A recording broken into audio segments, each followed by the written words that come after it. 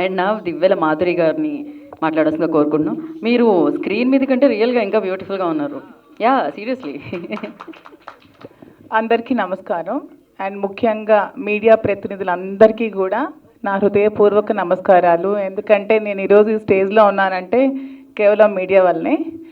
And first time ఈ movie సనాతన ధర్మానికి అండ్ ఆధునికతకి అద్దం పట్టే విధంగా ఉంది.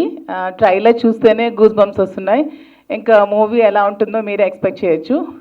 నేను కూడా రీసెంట్గా మూవీస్లో యాక్ట్ చేస్తున్నాను. పాలిటిక్స్ నుంచి మూవీస్లోకి నేను కూడా యాక్ట్ చేస్తున్నాను. సో మూవీస్లోకి వచ్చినప్పుడు డైరెక్టర్ పడిన కష్టం ఏంటో, ఒక ప్రొడ్యూసర్ కష్టం, యాక్టర్స్ కష్టం ఏంటో స్వయంగా నేను చూసినప్పుడు అనుకున్నాను, ఒక మూవీ జడ్జ్ చేయడం చాలా ఈజీ, కానీ దాని వెనక కొన్ని వందల మంది కష్టం ఉంటుంది, కొన్ని నెలల తరబడి కష్టం ఉంటుంది.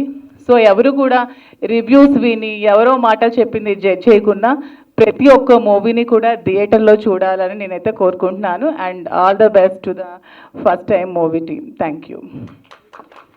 మాధురి గారు ఒక్క నిమిషం, మీరు ఫస్ట్ టైం ఎప్పుడు శ్రీనివాస్ గారిని కలిశారు?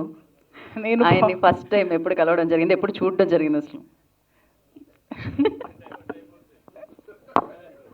అందుకే ఫస్ట్ టైం అనే అన్నానండి, టైటిలే వెళ్తుంది, ప్రాబ్లం లేదు. లేదు, ఫస్ట్ టైం నేను కూడా అతను అంటే పొలిటికల్గా బిజీగా ఉండేటప్పుడు గడప గడప కార్యక్రమం తిరుగుతున్నప్పుడు అప్పుడు నేను కూడా చూశాను. సో అతనే నన్ను పాలిటిక్స్లోకి పిలవడం జరిగింది. సో అతని పిలుపు మేరకు నేను పార్టీలో జాయిన్ అయ్యి యాక్టివ్గా చేయడం జరిగింది. తర్వాత స్టోరీ అందరికీ తెలుసు, తర్వాత అందరికీ, ప్రపంచం అందరికీ తెలుసు.